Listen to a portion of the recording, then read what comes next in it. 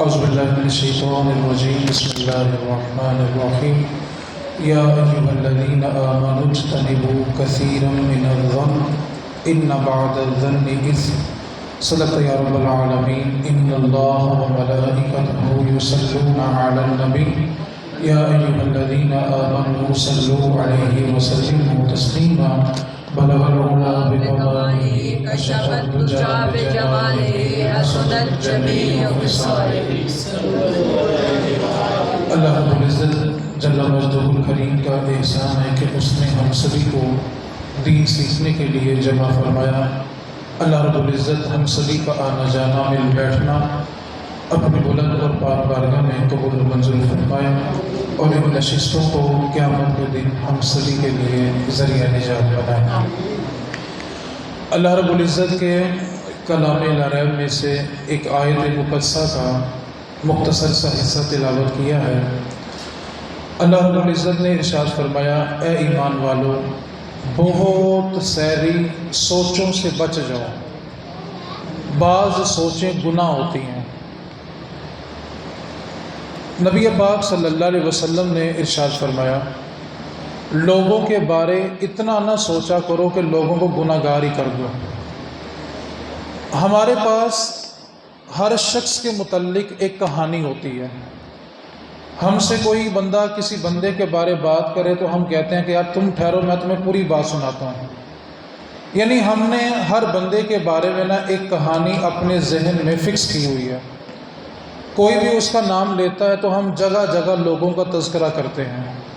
میرے رسول کریم صلی اللہ علیہ وسلم نے ارشاد فرمایا کہ کوئی بندہ کسی بندے کو ایسی جگہ ذلیل کرے جہاں پر لوگ اس کی عزت کرتے تھے، پھر اللہ تعالیٰ اس بندے کو ایسی جگہ ذلیل کرے گا جہاں پہ لوگ اس کی عزت کرتے تھے.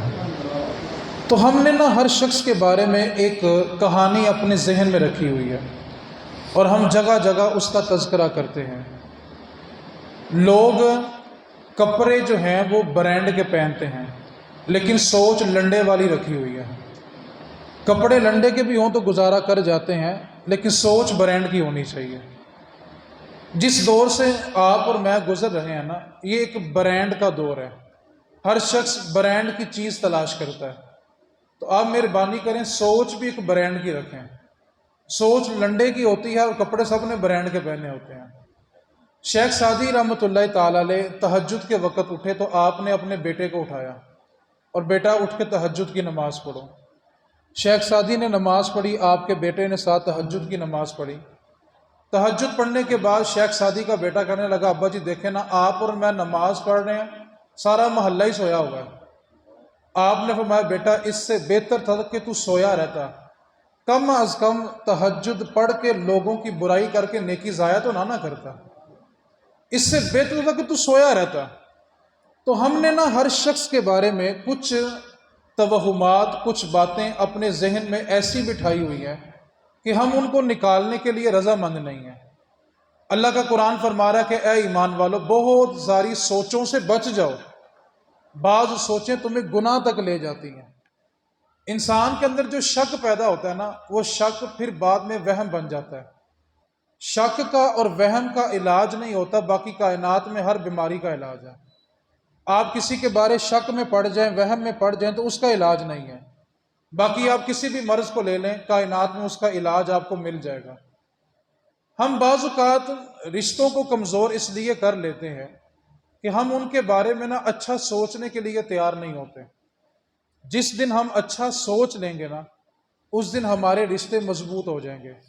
کچھ تو مجبوریاں رہی ہوں گی، کچھ تو مجبوریاں رہی ہوں گی، یوں ہی تو کوئی بے وفا نہیں ہوتا.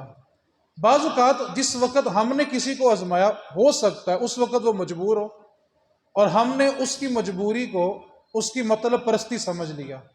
کچھ تو مجبوریاں رہی ہوں گی، یوں ہی کوئی بے وفا نہیں ہوتا.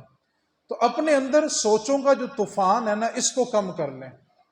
حضرت حکیم بن حزام رضی اللہ تعالی عنہ فرماتے ہیں کہ ہم 8 یا 9 صحابہ مل کے نبی پاک کی بارگاہ میں حاضر ہوئے اور ہم نے جب نبی پاک کی بارگاہ میں حاضری دی تو نبی پاک صلی اللہ علیہ وسلم نے فرمایا کہ میرے ہاتھ پر بیعت کرو. ہم نے عرض کیا آقا ہم تو بیعت کر چکے ہیں. پھر رسول کریم نے فرمایا کہ میرے ہاتھ پر بیعت کرو. ہم نے پھر عرض کیا کہ ہم نے تو بیعت کب کی کر لی ہوئی ہے. تیسری مرتبہ جب رسول کریم نے فرمایا نا کہ میرے ہاتھ پر بیعت کرو تو ہم نے عرض کیا کہ کس بات پر بیعت کریں. تو میرے رسول کریم صلی اللہ علیہ وسلم نے اپنا ہاتھ ہمارے ہاتھوں میں دیا اور کہا کہ مجھ محمد سے وعدہ کرو کہ زندگی بھر کسی دنیا دار کے سامنے ہاتھ نہیں پھیلاؤ گے. اس بات پر مجھ سے وعدہ کرو. اپنی مٹی پہ چلنے کا سلیقہ سیکھو. اپنی مٹی پہ چلنے کا سلیقہ سیکھو. کسی کے سنگے مر مر پہ چلو گے تو پھسل جاؤ گے. اپنی مٹی پہ چلو. جاوید نے اپنے والد علامہ اقبال کو لندن میں خط لکھا. جاوید لکھتا ہے کہ اقبال صاحب، والد صاحب آپ تو لندن میں بیٹھے ہیں، مجھے یہاں پیسوں کی ضرورت پڑ گئی ہے، تو اگر آپ اجازت دیں تو میں آپ کے نام پہ آپ کے دوستوں سے کچھ پیسے ادھار نہ لے لوں. علامہ اقبال نے جواب میں پوری نظم ہی لکھ کے بھیج دی. اس کا ایک مصرع جو سب کو یاد ہے، خود ہی نہ بیچ غریبی میں نام پیدا کر. ہم بعض اوقات نہ بک جاتے ہیں، اور بکتے بلا کب ہیں؟ جب تھوڑی سی ہماری قیمت لگتی ہے تو ہم بک جاتے ہیں. ایسے نہ بنے کہ ہر کوئی آپ کو خرید ہی لے. حضرت سالم بن عبداللہ بن عمر رضی اللہ تعالی عنہم اجمعین، یہ جناب عمر فاروق کے پوتے لگتے ہیں. آپ اپنے چند ساتھیوں کے ساتھ کعبۃ اللہ کا طواف کرنے کے لیے کعبے میں پہنچے. جب لوگوں نے آپ کو دیکھا تو سلام کرنے کے لیے بڑا ہجوم کعبے کے صحن میں لگ گیا، اور لوگ دور دور سے آ کے آپ سے ملاقات کرنے لگے، کیونکہ آپ مدینے سے آئے تھے اور لوگ ملنے کے لیے بے تاب تھے. لوگ آپ سے سلام کر رہے تھے، آپ کے ہاتھوں کو بوسہ دے رہے تھے کہ اتنے میں مکہ کا گورنر آ گیا. آ کر اس نے سلام عرض کیا اور عرض کرنے لگا کہ آپ حکم کریں، میں مکے کا گورنر ہوں، آپ حکم فرمائیں کس چیز کی آپ کو حاجت ہے. تو آپ نے اس کی طرف بڑے غصے سے دیکھا اور کہا تو کتنا بے وقوف ہے، تجھے گورنر کس نے بنایا؟ اتنا بے وقوف آدمی ہے، تجھے گورنر بنایا کس نے ہے؟ گورنر کہتا پہلے تو میں ڈر گیا کہ پہلی بار مجھے کسی نے اس لہجے میں پکارا تھا. کہا تو کتنا بے وقوف بندہ ہے، تجھے گورنر بنانے والے کتنے بے وقوف ہیں، تجھے گورنر بنایا کس نے ہے؟ عرض کی آقا کوئی غلطی ہو گئی. تو حضرت سالم بن عبداللہ بن عمر فرمانے لگے تو دیکھ نہیں رہا میں کھڑا کہاں پہ ہوں؟ بیت اللہ ہے سامنے، کعبۃ اللہ ہے، اور رب کی دہلیز پہ کھڑے ہو کے تیرے آگے ہاتھ پھیلاؤں؟ تجھے کس بے وقوف نے گورنر بنایا ہے؟ کہتا جب سالم بن عبداللہ بن عمر نے اس لہجے میں مجھے للکارا، میرے پسینے چھوٹنے لگے کہ پہلی بار کسی نے کس لہجے میں مجھ سے خطاب کیا تھا. کہ گورنر کہتا میں شرمندہ ہو کے نا مسجد الحرام سے باہر چلا گیا اور باہر کھڑے ہو کے انتظار کرنے لگا. اتنے میں سالم بن عبداللہ بن عمر رضی اللہ تعالی عنہم اجمعین آپ مسجد حرام سے باہر آئے تو میں باہر ہی کھڑا تھا. کہتا میں نے نظریں جھکا کے پھر عرض کی حضور اب تو سامنے بیت اللہ نہیں ہے نا، اب تو کعبہ سامنے نہیں ہے نا، اب بتائیں آپ کو کس چیز کی حاجت ہے؟ تو سالم بن عبداللہ مسکرا پڑے. فرمایا چل تو بڑا ضد کر رہا ہے، تو مجھے کچھ دینا چاہتا ہے؟ اس نے کہا حضور آپ جو کہیں گے میں آپ کو دینے کے لیے تیار ہوں. فرمایا چل ایک بات کا پہلے تو فیصلہ کر، تیرے پاس دنیا ہے کہ دین ہے؟ کہنے لگا حضور دنیا میرے پاس ہے، دین سارا آپ کے پاس ہے. کہا چل جا کے پھر اپنا کام کر، اگر تیرے پاس صرف دنیا ہے نا تو دنیا میں نے کبھی اس سے نہیں مانگی جس نے ساری دنیا کو بنایا ہے، میں تو اس سے بھی اس کا فضل مانگتا ہوں، اور تو مجھے دنیا دینے کے لیے کعبے کے سامنے رب کے گھر میں کھڑا ہو کے کہہ رہے کہ مجھ سے دنیا مانگ لو. میں تو دنیا بنانے والے سے جب بھی مانگتا ہوں اس کا فضل ہی مانگتا ہوں. اپنی مٹی پہ چلنے کا سلیقہ سیکھو. کسی کے سنگے مر مر پہ چلو گے تو پھسل جاؤ گے. اپنے اندر خودداری پیدا کریں، اپنے آپ کو خوددار بنائیں. حضرت انس بن مالک رضی اللہ تعالی عنہ آپ کہتے ہیں کہ میں نبی پاک کی بارگاہ میں حاضر ہوا تو میں نے آ کر عرض کی آقا بندہ ذلیل کب ہوتا ہے؟ بڑا گہرا سوال ہے آج کے زمانے کے لیے. ہم نے سوال کیا آقا کہ بندہ ذلیل کب ہوتا ہے؟ میرے نبی پاک نے فرمایا کہ جب بندے کے اندر لالچ آ جائے وہ ذلیل ہو جاتا ہے. ہم نے دوسرا سوال کیا آقا بندے کو عزت کب ملتی ہے؟ تو میرے رسول کریم صلی اللہ علیہ وسلم نے فرمایا جب بندہ رب کے دیے ہوئے پہ راضی ہوتا ہے رب اس کو عزت عطا فرما دیتا ہے. کہ بندہ میرے دیے ہوئے پہ راضی ہو گیا تو رب پھر اس کو عزت عطا فرماتا ہے. تو ہم بعض اوقات بک جاتے ہیں، رشتوں کے ہاتھوں بک جاتے ہیں، پیسوں کے ہاتھوں بک جاتے ہیں، عہدے کے ہاتھوں بک جاتے ہیں. ایک بات تو یاد رکھیں، معاشرے سے ظلم تب تک ختم نہیں ہوگا جب تک غریب بکنا نہ چھوڑ دے۔ کسی کا باپ قتل ہو گیا، اب سرمایہ دار ہے، جگیردار ہے، وہ آ کر 10 لاکھ کی بولی لگاتا ہے، بیٹا 10 لاکھ لے کے اپنے باپ کا خون بھول جاتا ہے۔ جب تک غریب بکتا رہے گا تب تک امیر پھانسی کے پھندے تک نہیں پہنچے گا۔ غریب بکنا چھوڑے، اپنے اندر خودداری پیدا کرے۔ ووٹ کی باری ہو، غریب بک جاتا ہے۔ ہم اس ملک میں انقلاب چاہتے ہیں جہاں بریانی کی پلیٹ پہ بکنے والے بھی جا کے انگوٹھا لگا رہے ہوتے ہیں۔ آپ اس ملک کے اندر چاہتے ہیں کہ انقلاب آئے جس ملک کے اندر ایک وقت کے شیخ الحدیث کا اور ایک ناچنے والے مراسی کا ووٹ اگر ایک حیثیت رکھتا ہو نا، اس قوم میں کبھی انقلاب نہیں آتا۔ ایک بندے نے 50 سال حدیث پڑھائی ہے، وہ جا کر ایک بندے کا انتخاب کرے، اور اس کے مد مقابل ایک مراسی ساری زندگی جس نے ناچ ناچ کے فرش توڑ دیے ہیں، اگر اس کے ووٹ کو بھی اتنی حیثیت حاصل ہونا تو اس ملک میں کبھی انقلاب نہیں آتا۔ تو ہم جب تک اپنے اندر خودداری پیدا نہیں کریں گے، اچھی سوچ نہیں سوچیں گے، تب تک ہماری زندگی میں انقلاب نہیں آئے گا۔ وہ ایک بندے کا جنرل سٹور تھا، اس کے سٹور کے اندر نا چوہے آ گئے۔ اب چوہوں نے اس کا جو اناج تھا نا اس کو کھانا شروع کر دیا، اور وہ چیزوں میں منہ مارتے، چیزیں خراب ہو جاتی تو کوئی کسٹمر اس کو خریدتا نہیں تھا۔ اس نے بندوں سے مشورہ کیا کہ یار میرا اتنا بڑا گودام ہے تو میں اپنے گودام کو ان چوہوں سے کیسے بچاؤں۔ ایک بندہ ہے، اس نے کہا جی آپ چوہے مار گولیاں پھینک دیں تو چوہے مر جائیں گے۔ جتنی گولیاں تھیں اتنے چوہے تو مر گئے، باقیوں نے اپنا کام جاری رکھا۔ ایک اور سیانا بندہ آیا، اس نے کہا کہ آپ ایسا کریں کہ آپ کھڑکیاں لگا دیں۔ اب جتنی کھڑکیاں تھے اتنے چوہے تو مر گئے، باقیوں نے اپنا کام جاری رکھا۔ ایک سیانا بندہ ہے، اس نے کہا کہ آپ اگر چوہوں سے نجات چاہتے ہیں تو تھوڑی دیر کے لیے اختیار مجھے دیں، میں بتاتا ہوں کہ چوہوں سے نجات کیسے ملے گی۔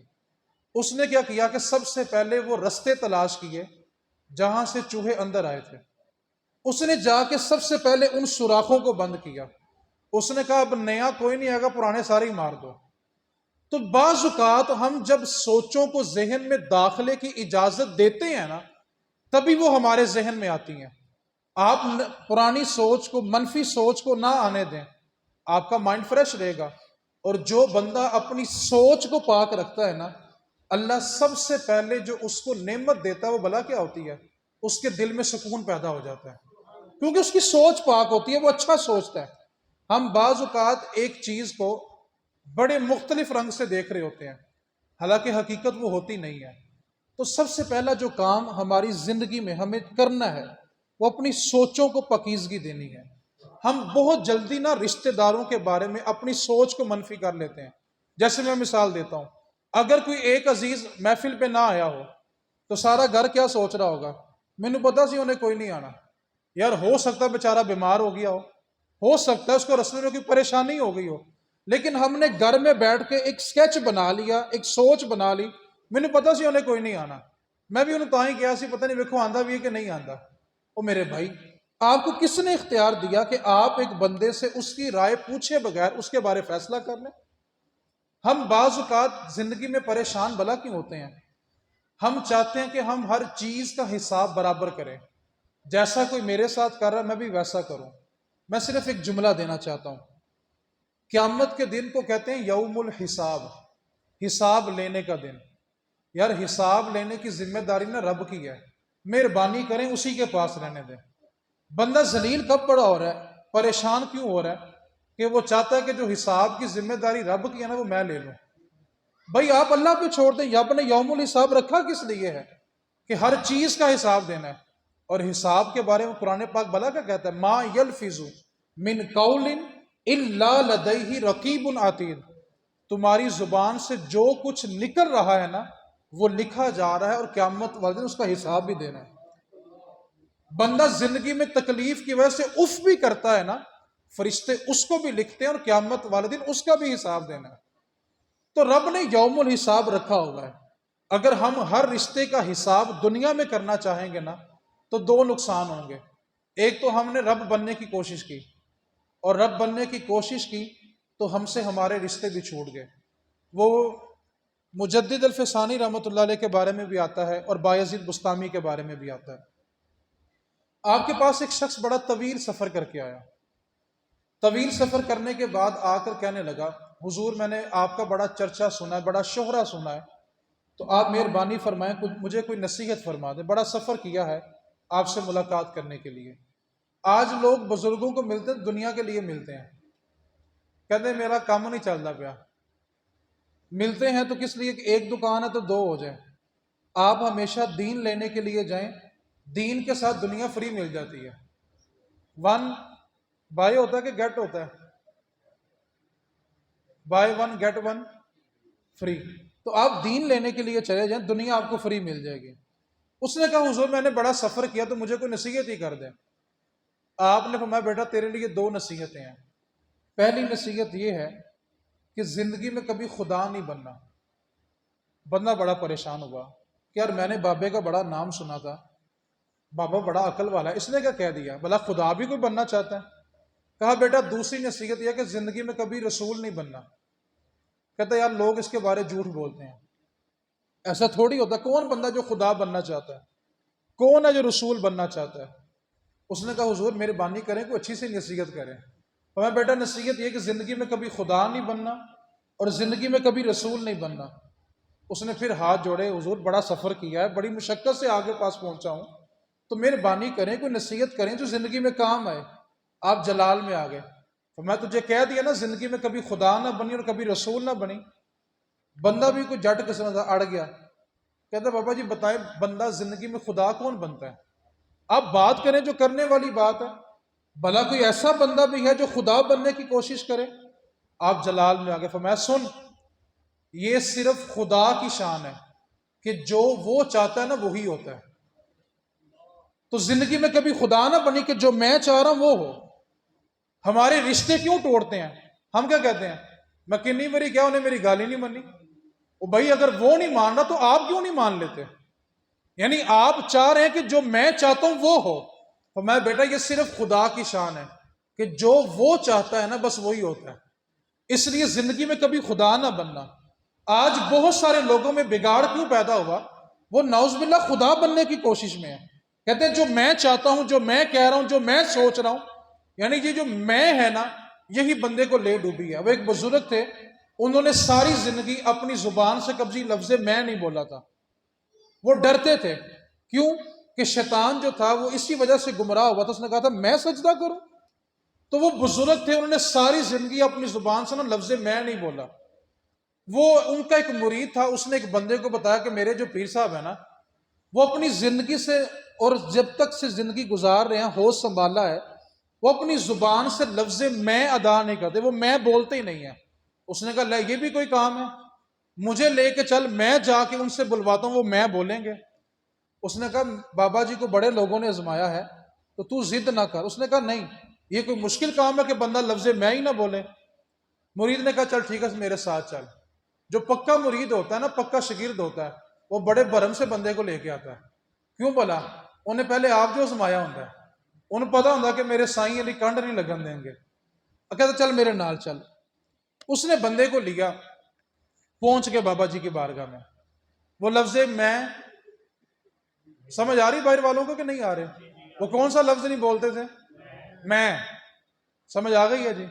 بندہ پہنچا جی، اس نے جا کے مجلس میں بیٹھا تو کھڑا ہو گیا، کہنے لگا بابا جی آپ سے ایک سوال کرنا ہے۔ بزرگوں نے کہا بیٹا حکم کرو۔ کہنے لگا بابا جی وہ کون سا لفظ تھا جس کی وجہ سے شیطان ددکارا گیا؟ وہ کون سا لفظ تھا جس کی وجہ سے شیطان مردود ہو گیا؟ اللہ نے اس کو نکال دیا، مردود کر دیا، رد کر دیا، لعنتی کر دیا۔ اب وہ لفظ کون سا تھا؟ اس نے سوال کیا بابا جی وہ کون سا لفظ ہے، وہ لفظ بتائیں جس کی وجہ سے اللہ نے شیطان کو رد کر دیا، مردود کر دیا۔ اتنے میں مکبر نے تکبیر پڑھی جماعت کے لیے، کہا بیٹا بیٹھ جاؤ، جماعت کے بعد جواب دیتا ہوں۔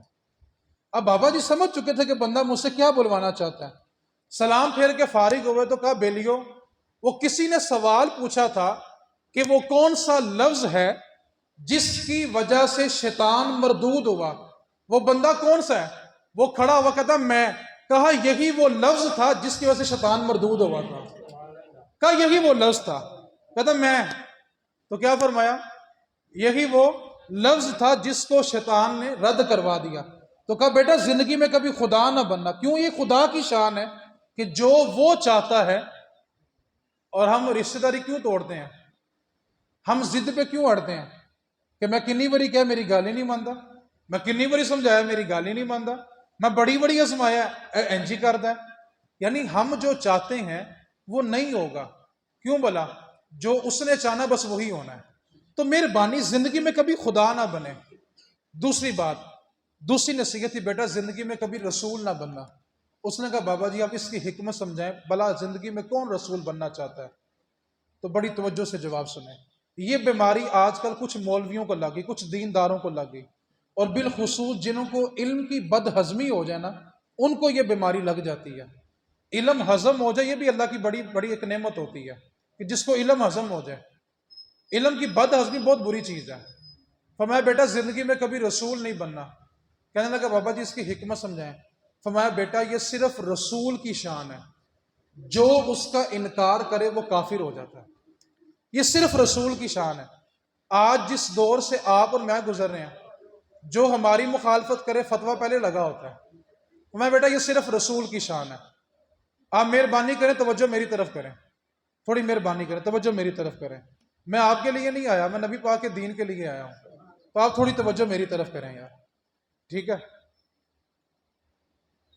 تو فرمایا زندگی میں کبھی خدا نہیں بننا اور زندگی میں کبھی رسول نہیں بننا. دو حدیثیں رہ گئیں، بڑی توجہ کے ساتھ سمجھنی ہے. رسول کریم صلی اللہ علیہ وسلم نے ایک دن صحابہ سے پوچھا صحابہ غریب بندہ کیڑا ہے؟ غریب کون ہے؟ ہم سے کوئی سوال پوچھے کہ غریب کون ہے تو ہم کیا کہیں گے؟ جس کے پاس پیسے. ہم کہیں گے بندہ بڑا غریب ہے. صحابہ نے بھی یہی جواب دیا آقا جس کے پاس درہم اور دینار نہیں ہے نا بڑا غریب ہے. میرے رسول کریم صلی اللہ علیہ وسلم نے میں صحابہ وہ غریب نہیں ہے. عرض کی آقا پھر آپ بتا دیں. اللہ اور اس کا رسول بہتر جانتا ہے. یہ جو آج لوگ بولتے ہیں نا اللہ بہتر جانتا ہے، یہ بیماری 1857 کے بعد آئی ہے. 14 صدیوں میں یہی تھی کہ اللہ اور اس کا رسول بہتر جانتا ہے. یہ والی بیماری نئی نئی نازل ہوئی ہے. تو عرض کی آقا اللہ اور اس کا رسول بہتر جانتا ہے کہ غریب کون ہے. اب بڑی توجہ کے ساتھ اگر آپ اس حدیث کو سمجھ لیں گے تو گفتگو کا خلاصہ سمجھ آ جائے گا. میرے رسول کریم صلی اللہ علیہ وسلم نے فرمایا صحابہ ایک بندہ میدان معاشر میں آئے گا، اور وہ میدان معاشر میں اس طریقے سے آئے گا کہ اس کے ساتھ ساتھ نیکیوں کے پہاڑ چلیں گے. اس کی نیکیوں کا یہ عالم ہوگا کہ لمبے لمبے اونچے اونچے پہاڑ ہوں گے جو اس کے ساتھ میدان معاشر میں آئیں گے. اب صحابہ کو حیرانگی ہوئی یہ بندہ بھی غریب ہے جس کی نیکیوں کا یہ عالم ہے کہ اس کے ساتھ ساتھ نیکیوں کے پہاڑ چل رہے ہیں. اب نبی پاک صلی اللہ علیہ وسلم نے میں صحابہ جب وہ بندہ ترازو پہ میزان پہ آئے گا نا اس کے نامہ اعمال کو تولا جانے لگے گا تو ایک بندہ آ جائے گا. عرض کرے گا مالک یہ جس بندے کے نامہ اعمال کو تولا جا رہا ہے نا اس نے زندگی میں میرا حق مارا تھا، مجھے انصاف چاہیے. رب فرمائے گا فرشتوں ایک نیکیوں کا پہاڑ اس بندے کو دے دو. وہ چلا جائے گا تو دوسرا بندہ آئے گا، مالک مولا اس نے زندگی میں مجھے اذیت دی تھی، مجھے تکلیف دی تھی. رب فرمائے گا فرشتوں ایک نیکیوں کا پہاڑ اس کو دے دو. تیسرا بندہ آئے گا مالک اس نے مجھے بڑی اذیت دی تھی، میرا بڑا نقصان کیا تھا، میری جڑیں کاٹ دی تھی. رب فرمائے گا فرشتوں ایک نیکیوں کا پہاڑ اس کو دے دو. میرے رسول کریم صلی اللہ علیہ وسلم نے فرمایا صحابہ لوگ آتے رہیں گے مطالبہ کرتے رہیں گے، اس کے نیکیوں کے سارے پہاڑ ختم ہو جائیں گے لیکن مطالبہ کرنے والے ختم نہیں ہوں گے.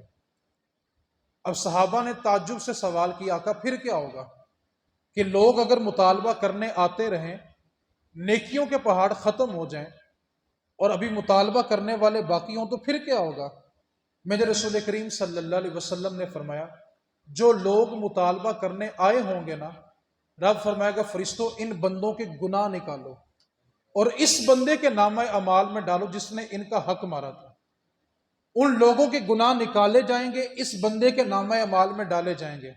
میرے رسول کریم صلی اللہ علیہ وسلم نے فرمایا صحابہ جب وہ بندہ میدان محشر میں آیا تھا نا تو اس کے ساتھ ساتھ نیکیوں کے پہاڑ چلیں گے، اور جب وہ میدان محشر سے پلٹے گا نا تو اس کے ساتھ ساتھ گناہوں کے پہاڑ ہوں گے۔ صحابہ یہ بندہ بڑا ہی غریب ہے، یہ بندے کی غربت ہے کہ دنیا سے وہ پہاڑ نیکیوں کے لے کے جائے، لیکن لوگوں کو اذیت دے کے، ان کا حق مار کے، ان کو تکلیف دے کے، ان کی جگہ پہ قبضے کر کے، وراثت کے حق کھا کے۔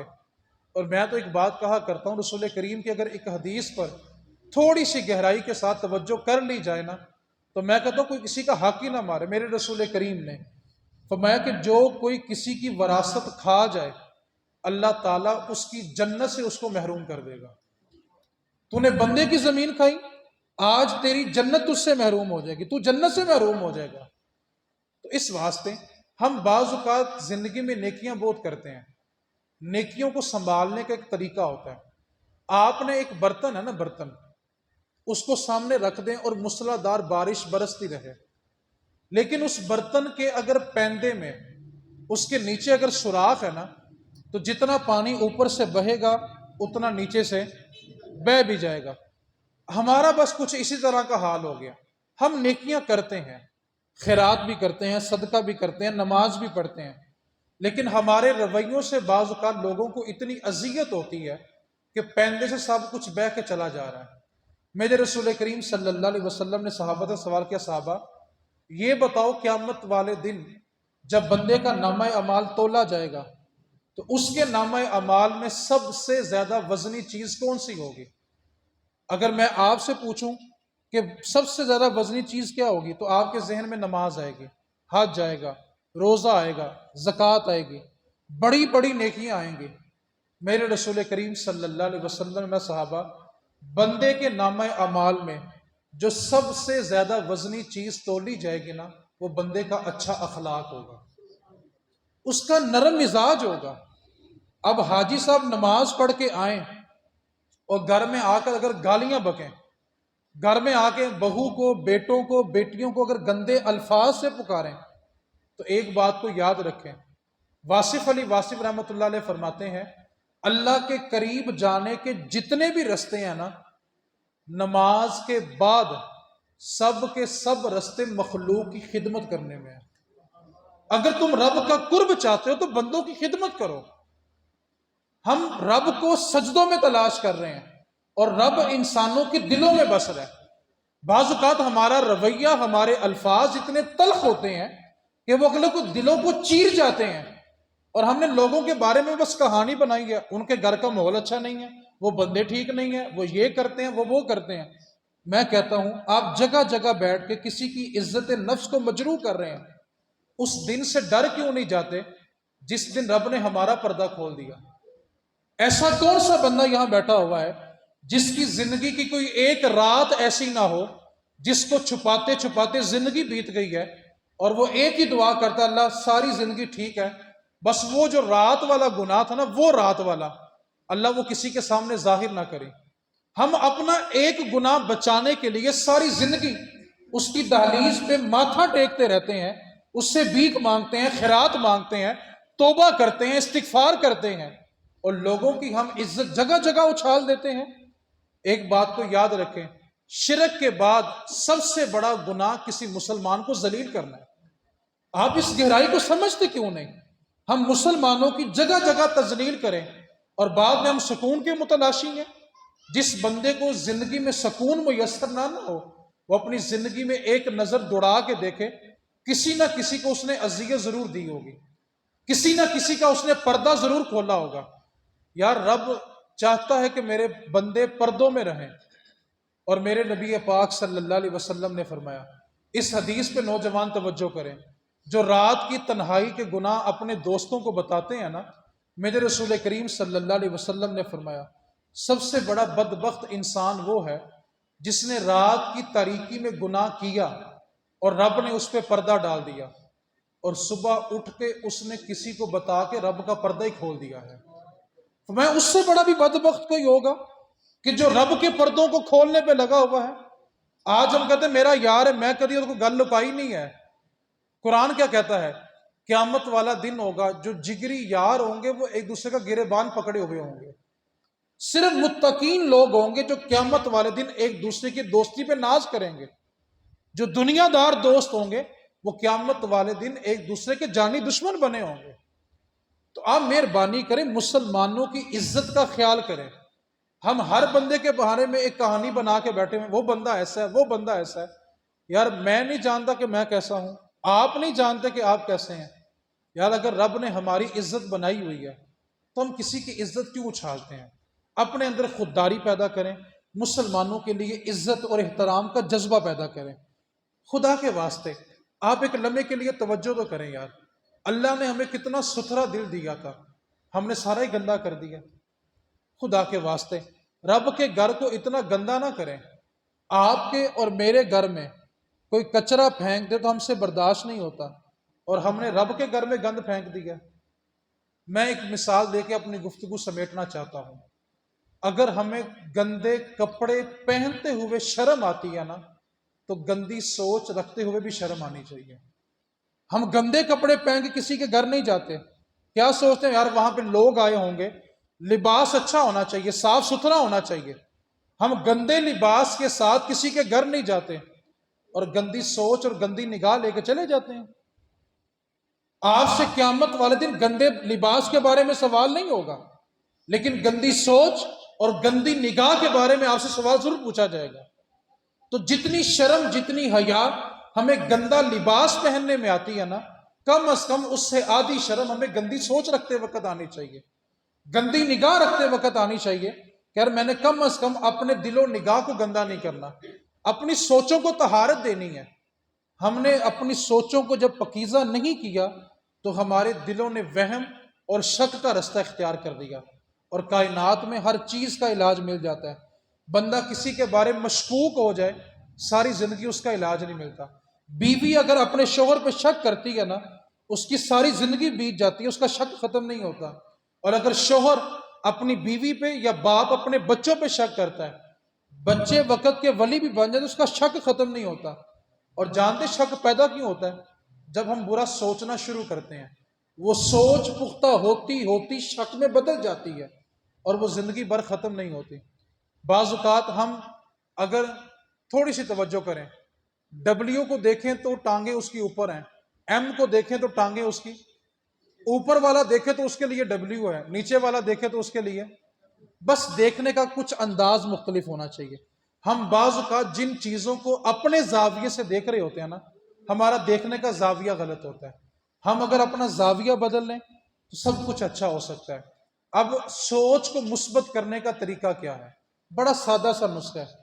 آپ یہ دیکھیں کہ آپ کا بیٹھنا اٹھنا کن لوگوں میں ہے۔ آپ کیا آیا ایسے لوگوں کے ساتھ تو نہیں بیٹھتے جو ہر وقت منفی سوچتے ہیں، ہر طرف نقصان کی باتیں کرتے ہیں؟ اور حضرت علی کا فرمان ہے، جب بھی مشورہ کرنا کسی دلیر بندے سے کرنا۔ بزدل بندہ آپ کو بزدل بناتا ہے، شکی بندہ آپ کو مشکوک بناتا ہے۔ آپ یہ دیکھیں کہ آپ کا بیٹھنا اٹھنا کن لوگوں کے ساتھ ہے۔ اگر وہاں پہ منفی رویہ ہے، منفی سوچ ہے، اپنی نشست کو بدلنے آپ کی سوچوں کو طہارت مل جائے گی۔ جو لوگ چوکوں میں، چراہوں میں، گلیوں کے کناروں میں بیٹھتے ہیں نا، آپ آزما کر دیکھ لیں، ان کی سوچ ہمیشہ منفی ہوگی۔ اور جو اعلیٰ کوالٹی کے لوگوں میں بیٹھتے ہیں نا، ان کی سوچوں میں طہارت ہوتی ہے، وہ بندوں کو موقع دیتے ہیں۔ ہم اپنے بارے میں رب سے 70 بار معافی مانگنے کے لیے رضامند ہو جاتے ہیں، اور دوسرے بندے کو ہم ایک مرتبہ بھی معاف کرنے کے لیے تیار نہیں ہوتے۔ خدا کے واسطے اپنی سوچوں کو طہارت دیں اور خودداری پیدا کریں۔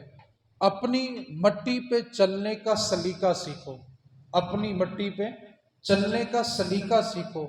کسی کے سنگے مر پہ چلو گے تو پھسل جاؤ گے۔ اپنے اندر خودداری پیدا کریں، کسی کے آگے ہاتھ نہ پھیلائیں۔ آپ خوددار ہو جائیں، اللہ کی بارگاہ میں دعا کرنا شروع کریں۔ اصل مسئلہ یہ ہے کہ ہم دنیا داروں کے سامنے تو ہاتھ ملاتے ہوئے، پھیلاتے ہوئے شرماتے نہیں ہیں، اور جب رب سے مانگنے کا موقع آئے نا تو ہمارے ہاتھ بھی ہمارے پیٹ سے اوپر نہیں آتے۔ دنیا دار سے پیسے پکڑنے ہوں تو ہاتھ لمبا کر لیتے ہیں، لیکن جب رب سے مانگنے کا موقع ہو نا تو دعا کے لیے ہاتھ پیٹ کے اوپر رکھے ہوتے ہیں، اور جتنی دولت ہوتی ہے اتنا ہاتھ نیچے ہوتا ہے۔ میں کہتا ہوں کچھ حیا کرو، جس رب نے دیا اس کے آگے ہاتھ ہی نہیں پھیلا رہے۔ جو رب دینا جانتا ہے وہ راتوں رات لینا بھی جانتا ہے۔ اس واسطے اپنی دولت پہ ناز نہ کریں، اپنے علم پہ ناز نہ کریں۔ بلے شاہ نے کہا تھا، نہ کر مان پڑھائیاں ہوتے تے نہ کو میں پڑھیا، او رب جبار قہار کہاوے، متا روڑ دبے دودھ کڑیا. تو کہتا ہے میں پڑھا. پڑھا لکھا بھلا کون ہوتا ہے؟ جو دوسروں کو سمجھنا جانتا ہے. علم وہ نہیں ہے کہ لوگ سنیں تو کہیں واہ واہ کیا بات تھی. علم وہ ہے جو انسانوں کو سمجھنا سکھاتا ہے. اور میں اگر مجھ سے پوچھیں کہ رشتہ دار کون ہوتا ہے تو میری ذاتی رائے آپ کو اس سے اختلاف ہو سکتا ہے. ذاتی رائے میری یہ ہے کہ رشتہ دار وہ ہوتا ہے جو آپ کو کج دے، آپ پر پردہ ڈال دے. جو آپ کو محفل میں ننگا کر دے وہ آپ کا رشتہ دار نہیں ہے. عرب کے اندر ایک عربی بندہ تھا، اس کی بیٹی کی نا بارات آئی، اور جتنے لوگ اس نے بارات کے لیے کہے تھے نا اس سے کچھ زیادہ آ گئے. اب اس کا اہتمام کم تھا اور مہمان جو تھے وہ کچھ زیادہ تھے. اس نے ایک بندے کو بلایا، اس نے کہا یار کھانا جو بنایا وہ ان کے حساب سے بہت کم ہے اور بندے بہت زیادہ ہیں، تو بتا اب عزت کس طرح بچائی جائے، کیونکہ یہ بھی ایک بیٹی والوں کے لیے اذیت ہوتی ہے. یہ جو بارات کا کنسپٹ ہے نا، موضوع کسی اور طرف نہ چلا جائے. آج سے 150 سال پہلے بارات نہیں ہوتی تھی. اصل میں جو لوگ دلہن کو لینے کے لیے آتے تھے نا، ڈولی کے اندر دلہن بٹھاتے تھے، اس کے پیچھے جو بیل گاڑی ہوتی ہے نا اس پر اس کا جہیز ہوتا تھا. تو آگے آ کے دلہن کی ڈولی جاتی تھی، پیچھے پیچھے بیل گاڑی پہ جہیز آتا تھا. ہوا کچھ یوں کہ لوگوں نے رستے میں جہیز چوری کرنا شروع کر دیا. تو براتیوں نے کچھ 7 لوگ لے لیے سامان کی حفاظت کرنے کے لیے. 10 لوگ، وہ 10 بندوں سے بڑھتے بڑھتے آج 400 کی برات ہو گئی ہے. اس سے پہلے برات کا کنسپٹ نہیں تھا. دلہن کو لینے کے لیے 7 جو لوگ جاتے تھے وہ سامان کی حفاظت کے لیے جاتے تھے. آج ہم نے اس کو ایک الگ رسم کا نام دے دیا.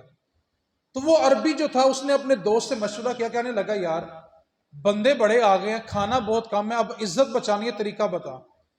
عربیوں کے اندر جو سب سے مشہور کھانا ہے وہ یہ ہے کہ وہ اونٹ کا گوشت پکاتے ہیں اور بڑی ساری روٹی ہوتی ہے. اونٹ کے گوشت کو اندر رکھ کے نا تو اس کو رول بنا، جیسے ہم شوارما نہیں بناتے. بولو تو صحیح، میں کہڑا کھوا دینا یار. شوارما دیکھا کہ نہیں دیکھا؟ وہ اس طرح نا گوشت کے ٹکڑے رکھ کے تو روٹی کو لپیٹ کے تو مہمان کے آگے پیش کر دیتے ہیں. اس نے کہا یار مہمان زیادہ ہیں، گوشت جو ہے وہ کم ہے، روٹیاں تو چلو بن جائیں گی، اور جو ہم نے گوشت پکایا تھا وہ بڑا تھوڑا ہے. اس بندے نے مشورہ دیا، آپ نے سننا ہے رشتہ دار کون ہوتا ہے؟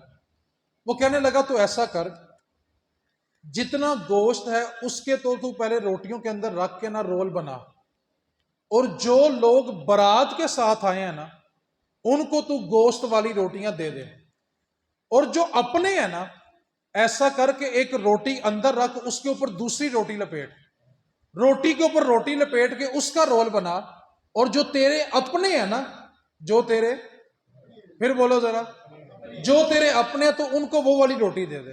اس کو مشورہ بڑا سمجھ آیا کہ جو بارات کے ساتھ مہمان ہیں ان کو گوشت والی روٹی دینی ہے، اور جو اپنے بندے ہیں اس کے ساتھ کیا کرنا ہے کہ روٹی رکھ کے اوپر سے روٹی لپیٹ کے روٹی والی روٹی ان کو دے دیتے ہیں.